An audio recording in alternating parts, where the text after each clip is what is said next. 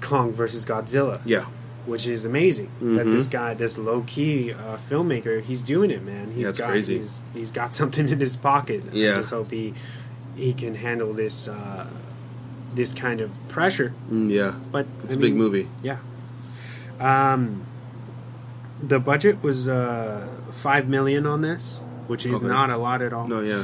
And it grossed just over like 300,000 or something. Okay. Not a lot, but keep in mind that doesn't really it shouldn't really play any kind of part in anything because it wasn't a big theatrical release. It only had a limited release. I think it played like maybe in Hillcrest or something. Yeah, a couple of theaters. Small place. Yeah. Small places.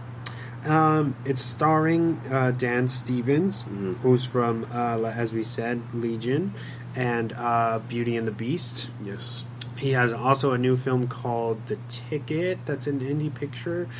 And he's also known for... He's a British actor, which is impressive because you would never know. Oh yeah, he's you able don't to pick it turn. up. Yeah, he's able to turn off his accent very well. But he's known for a British soap opera, I think, called Downton Abbey. Oh, like just a little soap opera that no one's ever heard of. Have you heard of that show? No. I hear people. I mean, like I think it's over now, but it's like a big thing. It's a huge thing. Yeah, people always talk about it, at least at work. But yeah. Well, anyway, that's where he basically got his start. Okay.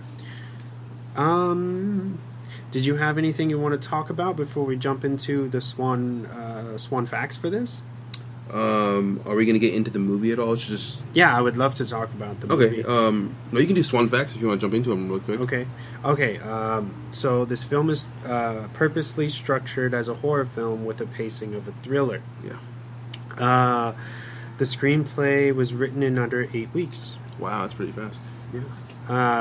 Steve Moore, the film's composer, used the same synthesizers John Carpenter and Alan Holworth worked with for Halloween 3: Season of the Witch. And it's funny because they pay homage to that film. I don't know, have you ever seen it? Which one? The Halloween 3. It's where it has nothing to do with Michael Myers, and a lot of people were mad about that. But anyway, it's about like this shitty mask company who creates like these masks that are booby trapped, and when it plays like their theme song on their TV at home, like it like kills the kids while they're wearing it or something. No, I've never seen that. Yeah, but anyway, it's weird. And at the end of the film, when they're in the haunted house, they have like these projections, and it's the three main masks that are pretty much like the mascot of Halloween 3. Oh, okay. So it's pretty cool.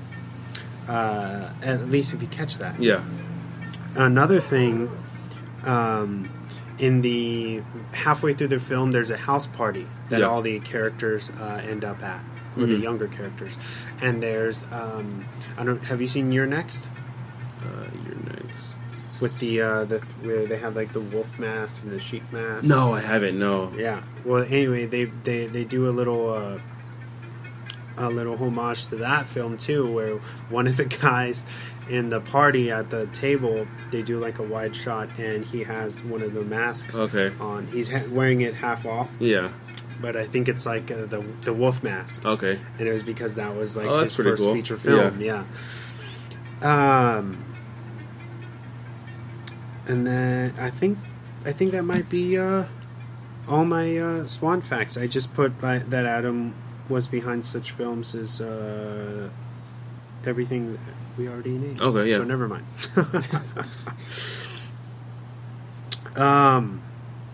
I have some questions. Do you want me to ask you some questions? Do you have a favorite character? Favorite character, probably, even though he's the, I guess I'd say antagonist of the movie, Dan Stevens' character. I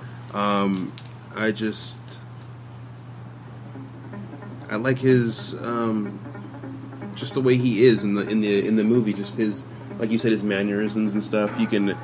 You really pick up on him, you know, when he starts doing the little things where he's just like staring into the camera or staring off to the side.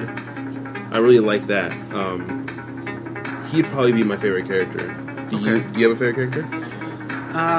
Well, I like Maika Monroe. Okay. Of course, David is really good. Yeah. He's is the movie. Yeah. But I liked her kind of hero to his villain. Yeah. Because she's the only one who's not persuaded by his bullshit. Yeah, exactly. And I really like that. From the very first interaction, she was just like, who's this Joker? You know what I mean? What's his plan? Yeah, she's kind of... She doesn't believe his bullshit from the beginning. Yeah, from the very beginning, yeah. And she... and I loved how... I feel like her character is very empowering for women if they were to see this because of that. Because she does a good job at being almost like a step ahead of him. Oh, yeah. All the time. Yeah. Even though he's this kind of weird, kind of sweet talker, and she kind of low key starts falling for him, a bit. Yeah. But then she's always like, yeah, but what's his real plan? Or whatever, you know what I mean? So that's very interesting, and I feel like this film has a lot of layers like that. Yeah. A lot of it's definitely a film that you could do multiple viewings of and take something new each time. Yeah. Moving on to one of my next questions, what do you think David's real motives were? Because everything's very, very they don't tell you very much. Kind of vague, yeah. From the beginning, he or when he kind of gets found out, he tells a story about how he's doing this for their son, who died in some experiments or something that or whatever however he died. I don't remember what they said, but he's kind of doing this for him, and he would understand why he's doing the things that David is doing, and they're really vague about what his real motives are. Yeah. And then towards the end, it's kind of just like, I just have to kill everybody and leave town. Oh, spoilers! Sorry, yeah. Spoiler alert. Yeah, sorry about that. Yeah, I would definitely. I know we're a little bit halfway through this episode, but if you haven't seen this film, I would definitely go try to watch it. It's $1.99. Yeah. On video on demand. Mm-hmm. Go on iTunes or any whatever subscriber you have for TV, you should be able to find it and watch it. Pretty relatively easy. Or if you want to buy it from Target or Walmart, I know it's $9 and some change on Blu-ray. Yeah. Oh shit! Yeah. Yeah. So pick it up. Don't be cheap. It's a great movie. Yeah. Where were we? His David's motives. Oh yeah. That's really hard to say, man. I feel like they keep you in the dark on purpose. Yeah. It's really a mystery if he even really knew their son at all. Yeah. I know they have the picture of him and the brother, but it's but really, were they really friends? Mm-hmm. Did he actually have a grudge? And he went after his family to kill his whole family. Yeah. It could play out in multiple ways. I don't know. It's really hard to say, but he is conflicted because they have that whole subplot between him and the son. Yeah, and he really starts to go attached to him. Yeah, I feel like he really liked him through the whole thing, and even towards the end, when the brother, spoiler alert, 5, 4, 3, 2, 1, when the brother stabs him in the back because he was about to kill the sister, he still doesn't do anything to him. It's almost like he has this faultless affection for him that won't ever go away, because one of the cops or the agents say back in the middle of the film, they say, once he's programmed to clean up all these loose ends. Yeah. He has no choice. Even if he wanted to, he couldn't stop. So it's almost like he is a super soldier experiment that's gotten away for some reason. and he's chosen to come to this family, but it's like what they never there's tell you. There's no reason why he went to this family. They never tell you what the real reason was. Yeah. And like I said, it could have been a revenge thing, like the son somehow wronged him, and he was like, "I'm gonna go kill your whole bloodline," type of thing, because that's what really happened. Almost, that was his intention. It's debatable whether he would have killed the kid, the son, but then again, it was because he was like, "Oh no, like we're friends. I would never tell on you. I'll keep your secret." And I think it's at that point when David realizes that the son and the daughter are pretty much onto his shit, and like they know he's not who he says he is. Yeah. But and they've almost mapped out everything. Yeah. He's like, I know you're talking to this plastic surgeon in Miami, probably, and he's like, well, why would someone talk to a plastic surgeon? You know, and he's like, oh, well, you know, to get your face redone and your bones sculpted so you don't look like yourself anymore, and get your fingerprints erased. And then you can see in his face, he's like, oh shit, like they know. At least I took it as like they're onto me, like they know like what's going on.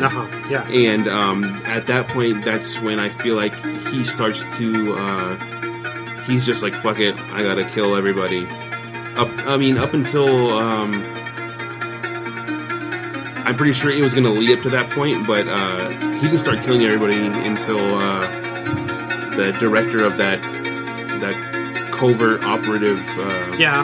That's when he goes real bad shit. Yeah. Where he's like, oh, I have to clean up everything. Yeah. It's almost like they trigger him after that.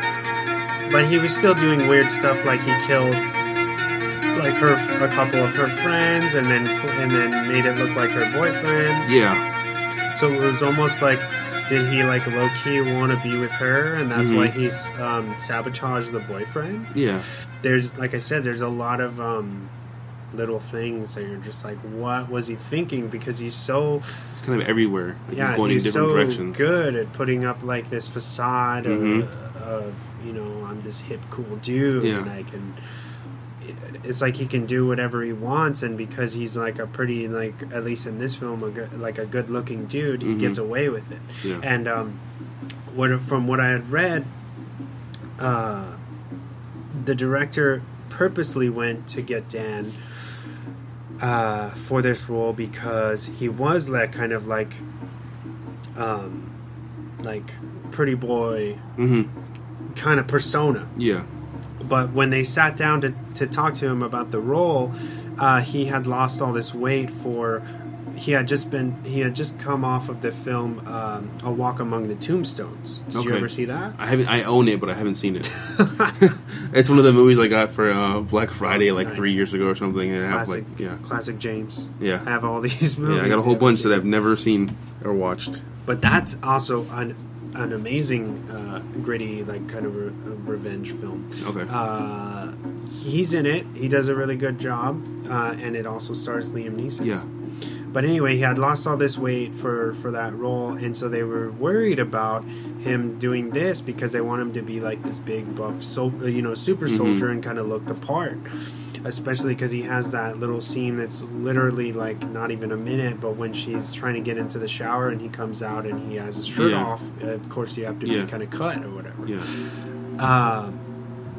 So I thought that was interesting. Yeah, he was like, "Give me this role, and I will work out like a madman." Oh, okay, wow. And so from that day on, they gave him like this like regiment diet that he had to follow and everything. So the way he looks it's hard work. Yeah, it was like him dedicating himself to that role. He just doesn't walk around and look like that. No, yeah, that's dedication right there. to change your appearance just for a role. I mean, you know, especially like a small role like this. Not a small role, but I mean like movie. A small movie. Yeah, smaller budget movie. Yeah.